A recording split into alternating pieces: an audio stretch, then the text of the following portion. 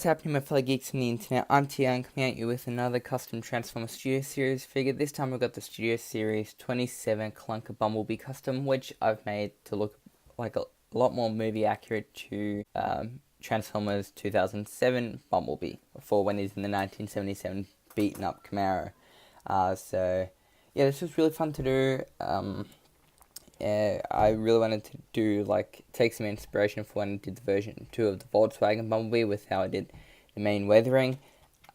But yeah, so I don't apologize for not doing one of these sort of videos in a while. I just haven't been working on Transformers figures as much as I had some assignments for uni which I had to work on, just some other stuff, and was also working on cosplay projects as well, as Supernova is coming up really fast. At the time of recording, I've still got at least 2 weeks until Supernova, so I'm just trying to get those cosplays as well. But I finally finished up this guy. I wanted to showcase him just to kind of break up the videos, as I have done, I think, 3 or 4 cosplay videos back to back. So I'm just going to, I just wanted to break it up for you guys. But I'm really happy with this custom. It's not 100% accurate, weathering wise, but I just wanted to do my own thing, and it's, inspired by my Volkswagen Bumblebee, which I'll show you later. So yeah, without any further ado, originally I did get the 01 Studio Series Bumblebee with the really crappy roof, which just fell off all the time.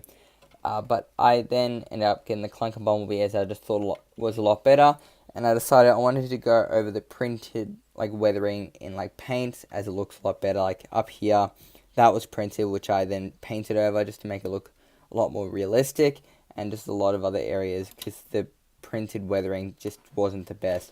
It still rolls the best as it can, but that's the underside too.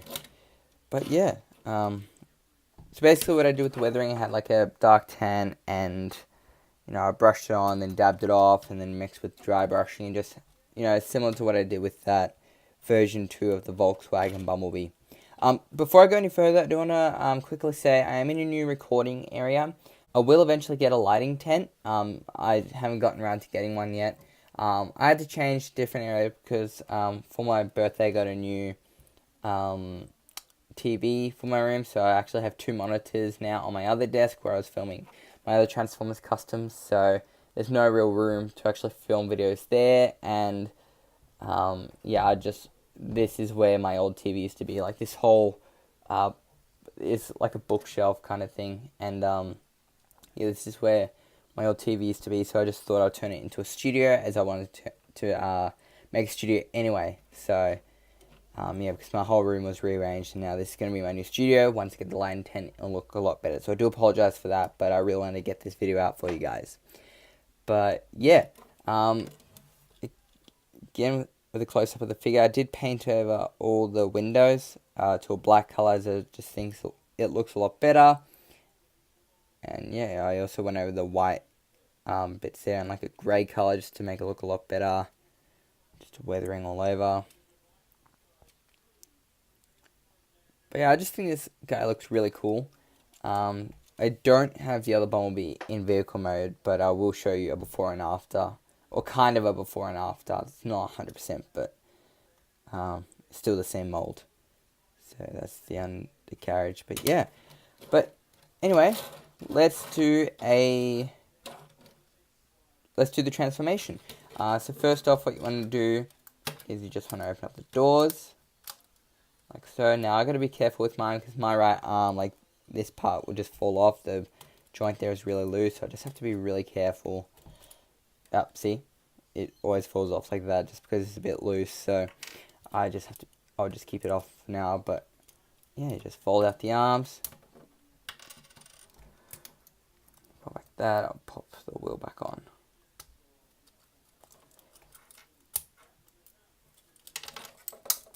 Just everything's popping off this guy now. Jeez, I thought the other guy was spare. And one thing I did do too is, since this was the Clunker Bumblebee, I did do some part swapping. Mainly, I swapped out the arm cannon, as I thought the original, the first Studio Series Bumblebee arm cannon was a lot better, as well as this abdomen area. So there were two pieces that I actually swapped out. It was just a no-brainer for me. It's just as soon as I got this, I really didn't like the silver casted. I really didn't like this silver casted arm cannon, so I really wanted to change it. That had the printed yellow plastic on the arm guard, because my yellow wouldn't have matched up. So it was just a no-brainer for me. And yeah, once I found out you could actually change the abdomen piece, that was another thing I really wanted to change, because again, my yellow wouldn't have matched up with the yellow plastic or the yellow paint from the factory. So yeah, and I'm not sure what I'm going to be doing with the other figure. So but yeah, you basically separate the legs, flip out the leg guards, then you want to fold down the foot, as well as rotating this part at the same time. Fold that in, and then fold in the foot. And that's one foot done, and basically the same on the other side as well. So you rotate that down, snap that in. Then you have the feet. Now I actually saw someone do a custom one. They actually cut these parts off and put it on the back to make it a lot more accurate. Like they redid the whole backpack, which I thought was really cool. I didn't want to do that. I mean, I would have liked to have done that to mine, but I want to keep mine transformable. Be able to keep it so that way it can transform. So that's the reason why I didn't attempt it. But yeah, you just fold in the back like so. You bring this around.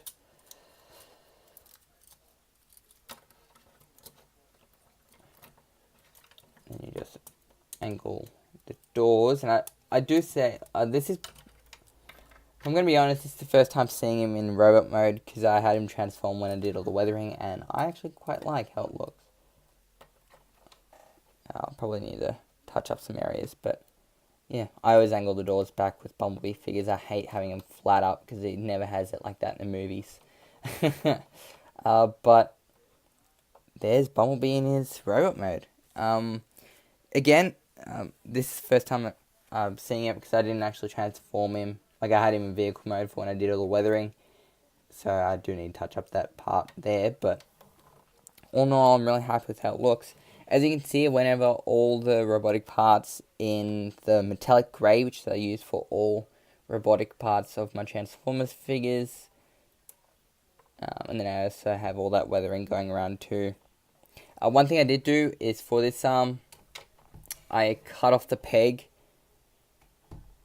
So I didn't want to have a peg sticking out. So I decided to actually, get rid of it. And while his hand's out, I will now show you the arm cannon. It's also painted up in metallic grey and the weathering on the arm guard. I was tempted to paint the inside of this like blue or orange, similar to the film or poster, but I just decided to leave it. I may go back and change that, however. But yeah, so there's the arm cannon. It's looking cool. It just fits in a lot better. So, yeah. Let's go ahead and put his hand back on. So I'll go put his other arm back on, just so like him displayed like this. But yeah, so I'm really happy with how he looks. I love the more weathered look that he has in robot mode. Because with the Clunker Bumblebee, he really didn't have too much weathering. He had some on the doors and a couple bits of printed stuff up here. But now with the washes, it just looks a lot accurate. And in the first film, Bumblebee always looked a little bit weathered. Like, even when he gets his 2007 Camero, if you actually look closely, in robot mode you can see dirt and rust in certain areas, yet it'll be a clean vehicle in vehicle mode. So, yeah, I just really like how it looks. Not 100% accurate with the weathering, I don't think, but, I took inspiration from my Volkswagen Bumblebee, so, with the weathering it, because I really like how it looked on that Bumblebee. So now for comparison, I'll bring in the first Bumblebee figure. So Here's side by side. You know, the mold's exactly the same. The figure obviously isn't, as this is the very first Studio Series figure to come out, and this is number 27. So, you know, if you take away those differences, then you basically have a before and after. So that's basically all the plastic I went over, that gunmetal and black, to have this metallic grey colour. And of course had the weathering. And that is the chest piece that I swapped out as well, because I did not like that on the Bumblebee. I love the yellow and black on there. It's more accurate to how it was in the films, which I did go over in my own metallic grey colour.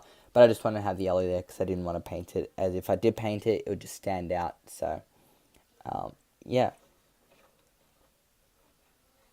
So, yeah, the main reason why I got the Clunker Bumblebee is because...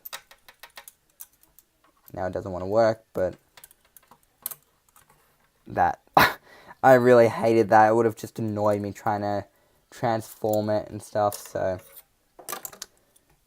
Yeah, now I can just get rid of it. But yeah, so that's those two. And another comparison with the Bumblebee. Here he is with the second Volkswagen Custom, so you can see, whoops, the inspirations, like the weathering with the dark tan. Obviously, I didn't add too much to the metallic grey. I think I added a little bit on the arms and legs just by accident. But yeah, you can see the inspiration, like with, like, per se on the doors there. You can just see that, so I really wanted to incorporate that sort of weathering technique. So yeah, out of which two of these I like more, it would be hard to say. This was the first Bumblebee I ever saw. You know, I never really saw the G1, not until after, I don't know, the second or third movie, which I know I didn't really get into the G1 stuff. I do prefer the, you know, live action looks where they look more mechanical and stuff, but yeah, I don't know which custom I prefer, so it would be a hard choice. But I do love this figure, though, so I do love how Bumblebee looked in the Bumblebee film, so yeah, there's that. And let's compare him with his other Autobots friends as well. So there's him with Jazz, my work in progress of the 2007 Ratchet, so have him back there. And we'll bring in Ironhide as well. So now we just need Optimus, and we've got the complete set. So yeah, this is another custom I'm working on. Just got to do some more metallic greys to him, and then he's basically done. But yeah, he's looking pretty cool, in my opinion. And last but not least, the last comparison with probably what will be my next Studio Series custom figure is Barricade. It's just looking so cool. So yeah, I'm pretty much finished with Barricade. I just gotta make sure that there's nothing else. I just gotta do like a last look over and any tidy ups. Other than that, this guy's done, and he'll be the next Studio Series figure I put up. So yeah, I just really love how they look together. So yeah.